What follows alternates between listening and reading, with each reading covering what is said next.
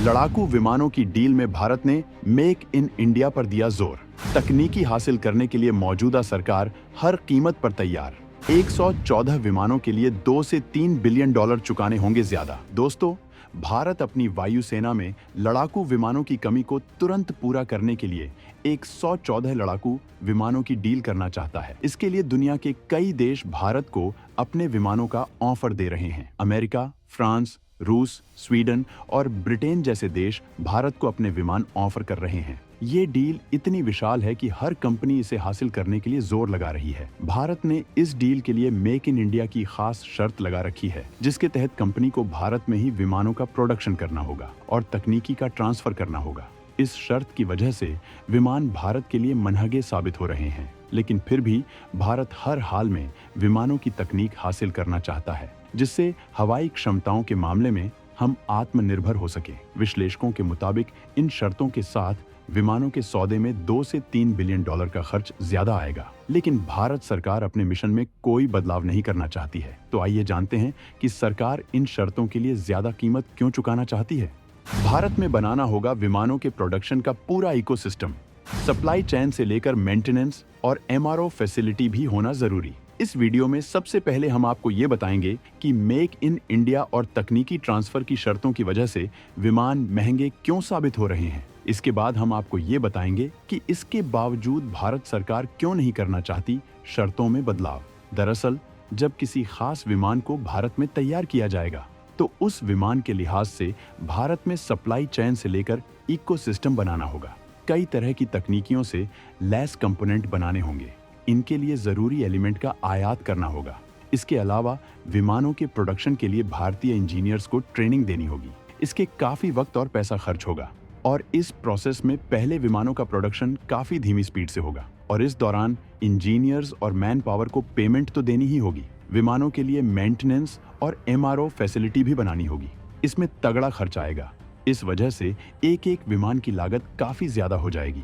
भारत में उनके हर तरह के कंपोनेंट बनेंगे। जरूरत पड़ने पर कई फैक्ट्री स्थापित की जाएंगी। कुल मिलाकर इससे 114 विमानों की लागत में 2 से 3 बिलियन डॉलर तक का खर्च बढ़ जाएगा।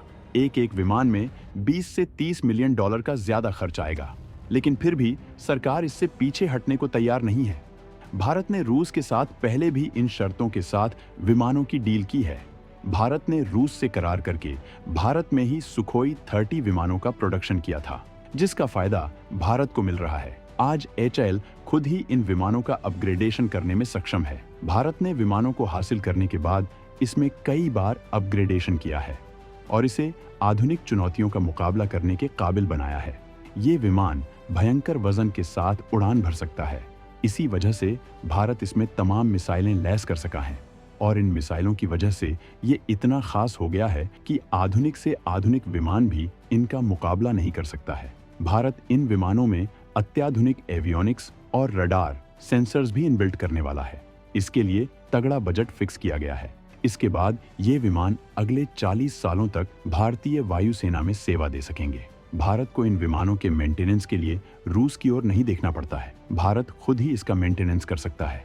इसी वजह से भारत अब नई डील भी इसी शर्त के साथ करना चाहता है। पिछली बार राफेल विमानों की डील के वक्त फ्रांस ने इन शर्तों को मानने से इनकार कर दिया था। इसलिए इस बार भारत ने पहले ही ये शर्त रख दी है, जिसमें वही देश शामिल हो सकते हैं जो इन शर्तों के लिए राजी हों। स्वदेशी विमानों के प्रोडक्शन में हासिल तकनीकियों का किया जाएगा इस्तेमाल। भारत में एडवांस लड़ाकू विमानों के प्रोडक्शन का तैयार होगा मजबूत इकोसिस्टम। भले ही ये डील फिलहाल भारत के लिए महंगी साबित हो रही हो, लेकिन भारत में विमानों के प्रोडक्शन के लिए मजबूत इकोसिस्टम बनाने की दिशा में ये एक मजबूत कदम होगा। भारत विमान प्रोडक्शन के लिए तगड़ा इंफ्रास्ट्रक्चर विकसित कर रहा है, जिससे भारी तादाद में विमानों का प्रोडक्शन कर सके और इस क्षमता के साथ दुनिया में एक बड़े निर्यातक के तौर पर अपनी जगह बना सके। विमानों की डील बेहद विशाल होती है और भारत रक्षा व्यापार में बहुत बड़ा खिलाड़ी बनना चाहता है। इसके जरिए अपनी आर्थिक ताकत को मजबूत बनाना चाहता है। इसके अलावा एडवांस विमान क्षमताओं के साथ भारत की रणनीतिक क्षमताओं में भी तगड़ा इजाफा होगा। जिस तरह से अमेरिका अपने F-35 जैसे हथियारों के दम पर कई देशों से वो करवाने में सक्षम हो जाता है जो उसके अनुकूल हो, वैसे ही भारत अपनी विदेश नीति को कामयाब बनाने के लिए एडवांस तकनीकियों का इस्तेमाल कर सकेगा। दुनिया भर के देश एडवांस तकनीकियां हासिल करने के लिए भारत से करीबी बढ़ाएंगे। इससे भारत को तगड़ा आर्थिक फायदा तो होगा ही, भारत की सुरक्षा भी चाक चौबंद होगी। विमानों की हर तरह की तकनीकियों में ट्रेंड होने की वजह से भारतीय इंजीनियर्स भी इसमें एक्सपर्ट हो जाएंगे। एक बार निवेश करने के बाद भारत बेहद आसानी से नए विमानों के लिए फैसिलिटी बना सकेगा। इसके अलावा अगर भारत बने बनाए विमान हासिल कर लेता है तो इससे मौजूदा चुनौतियां जरूर कम हो जाएंगी, लेकिन भारत के पास वो तकनीकी और क्षमताएं नहीं आ पाएंगी जिनकी मदद से वो आत्मनिर्भर हो सकता है। भारत में एडवांस विमानों के प्रोडक्शन में भारत में तगड़ा निवेश भी होगा। इससे हमारी जीडीपी भी बढ़ेगी।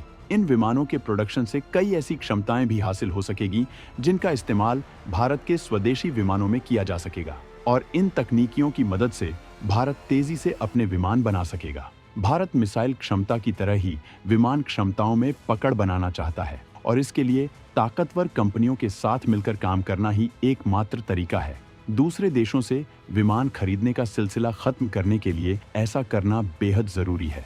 भारत का पड़ोसी चीन तेजी से लड़ाकू विमान बना रहा है। उसका मुकाबला करने के लिए भारत के पास खुद का इकोसिस्टम और प्रोडक्शन क्षमता बेहद जरूरी है। इस वजह से मौजूदा सरकार खुद को आत्मनिर्भर बनाने के लिए ज्यादा खर्च करने को तैयार है। फ्रांस भारत से डील हासिल करने के लिए कई तरह के कंफर्टेबल ऑफर दे रहा है। एमका के इंजनों के लिए भी वो ऑफर दे रहा है। पिछली बार वो भारत को तकनीक देने को राजी नहीं था, लेकिन इस बार वो सारी शर्तें मानने को तैयार है, क्योंकि उसे लगता है कि भारत उसके साथ सैकड़ों राफेल विमानों की डील कर सकता है। रूस भी भारत को अपने ताकतवर और आधुनिक विमानों का ऑफर कर रहा है। रूस भारत के लिए सबसे सुविधाजनक साथी है। वो भारत का सबसे बड़ा पार्टनर है। ऐसे में भारत रूस से भी डील कर सकता है। अमेरिका भी भारत को अपने कई विमानों का ऑफर दे रहा है, लेकिन भारत अमेरिका के साथ विमानों की डील नहीं करना चाहता है, क्योंकि अमेरिका भरोसेमंद नहीं है। वो डील के बाद डिलीवरी में लंबा वक्त लगा सकता है। तेजस विमानों के इंजनों के सौदे में उसके रवैये ने भारत को नाराज कर दिया है। तो दोस्तों, भारत सरकार की इस नीति पर आपका क्या सुझाव है? कमेंट में जरूर बताएं।